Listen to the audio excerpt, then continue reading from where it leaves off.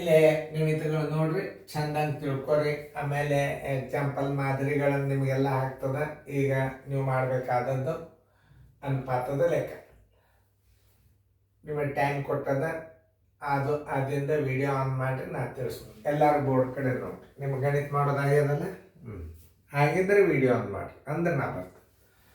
Anthony ಮತ್ತು ಬುಡನ್ಮಿಯಾ ಕ್ರಮವಾಗಿ 24,000 ಮತ್ತು 36,000 ರೂಪಾಯಿ ಬಂಡವಾಳ ಹೂಡಿ ಒಂದು ಪಾಲುಗಾರಿಕೆ ಆಧಾರದ ಸಣ್ಣ ಪ್ರಮಾಣದ ಕೈಗಾರಿಕೆಯನ್ನು ಆರಂಭಿಸುತ್ತಾರೆ. 1 ವರ್ಷದ ಅಂತ್ಯದಲ್ಲಿ 1,000 ರೂಪಾಯಿ ಲಾಭ ಬರುತ್ತದೆ. ಪ್ರತಿಯೊಬ್ಬರಿಗೆ ಸಲ್ಲಬೇಕಾದ ಲಾಭಾಂಶವೆಷ್ಟು ಅಂತ ಕೇಳಿ. ಈಗ ಇಲ್ಲಿ ನೀವೇನು ಮಾಡಬೇಕು, ಇವರು ಹಾಕಿದ ಬಂಡವಾಳ ಮತ್ತು ಲಾಭ ಎರಡು ಸಂಗತಿಗಳು. ಈಗ ಮೊದಲು ಅವ್ರು ಹಾಕಿದ ಹಣದ ಅನುಪಾತ ತಕ್ಕೋಬೇಕು. ಮೊದಲು ಹಣದ ಅನುಪಾತ ತಕ್ಕೋಬೇಕು ಅಂದ್ರೆ ಈಸಿ ಆಗ್ತದೆ. ಹಣದ ಅನುಪಾತ, ಹಣದ ಅಥವಾ ಬಂಡವಾಳದ ಅನುಪಾತ. ಹಣದ ಅನುಪಾತ ಅಂದ್ರೂ ಒಂದೇ, ಬಂಡವಾಳದ ಅನುಪಾತ ಅಂದ್ರೂ ಒಂದೇ. ನೋಡಿ, ಬಂಡವಾಳದ ಅನುಪಾತ, ಬಂಡವಾಳದ ಅನುಪಾತ. ಬಂಡವಾಳದ ಅನುಪಾತ ಎಷ್ಟು ಸರಳದ ಅಂದ್ರೆ ಇದು ನೋಡಿ. ಅಂಥೋನಿದು ಎಷ್ಟದ? 24,000 ಅದ. ಆಮೇಲೆ 36,000 ಯಾರ್ದದ ನೋಡ್ರಿ. 36,000 ಯಾರ್ದು? ಬುಡನ್ಮಿಯಾ. ಈಗ ಈ 3 ಸೊನ್ನೆಗಳನ್ನು ತೆಗೆದು ಬಿಡ್ರಿ. 1 2 3, 1 2 3. ಈಗ ಎಷ್ಟರಲ್ಲಿ ಹೋಗ್ತಾ ಇದೆ ಇದು ಅದನ್ನು ತಿಳ್ಕೊರಿ. 12 2 24, 12 3 36. ನೋಡಿ, ಅನುಪಾತ ಬರೋಬರಿ 2 ಅನುಪಾತ 3 ಬಂತು. ಇಷ್ಟು ಸರಳವಾಗಿದೆ ಇವಾಗ ಅನುಪಾತಗಳನ್ನು. 2 3 4 ಹೊಡ್ಕೋದು ಕೂಡಬಾರ್ದು. 3 ಸೊನ್ನೆಗಳನ್ನು ತೆಗೆದ್ರೆ 12 2 20, 12 3 36, 2 ಅನುಪಾತ 3 ಆಯ್ತು. ಅವ್ರ ಲಾಭನ ತೆಗಿಯಾಗಿ ಏನು ಮಾಡ್ಬೇಕಂದ್ರೆ, ಪ್ರತಿಯೊಬ್ಬರಿಗೆ ಸಿಗುವ ಲಾಭ ಅಂದ್ರೆ ಏನು? ಅನುಪಾತದ ಮೊತ್ತ, ಅನುಪಾತದ ಮೊತ್ತ, ಅನುಪಾತದ ಮೊತ್ತ,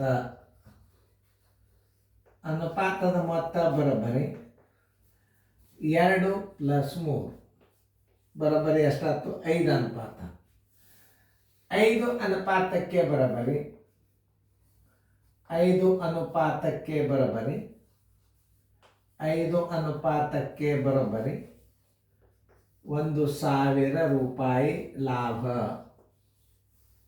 1 ಅನುಪಾತಕ್ಕೆ ಬರೋಬ್ಬರಿ ಎಷ್ಟು? ಮೊದಲು ಒಂದರದ ತಕೊಂಡು ಬಿಡ್ರಿ, ಭಾಳ ಸರಳ.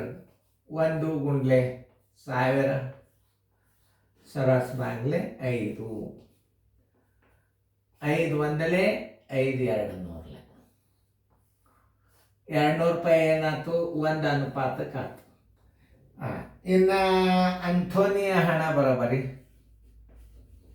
ಅಂಥೋನಿ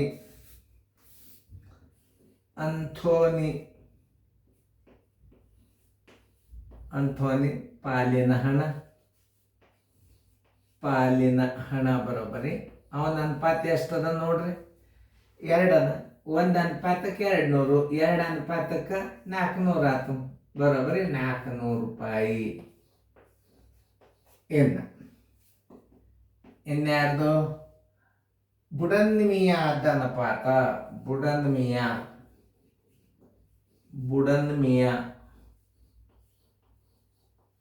ಪಾಲಿನ ಹಣ ಬರೋಬರಿ. ಅವನ ಅನುಪಾತ ಎಷ್ಟದ? 3 ಅದ. 1 ಅನುಪಾತಕ್ಕೆ 200 ಅದ.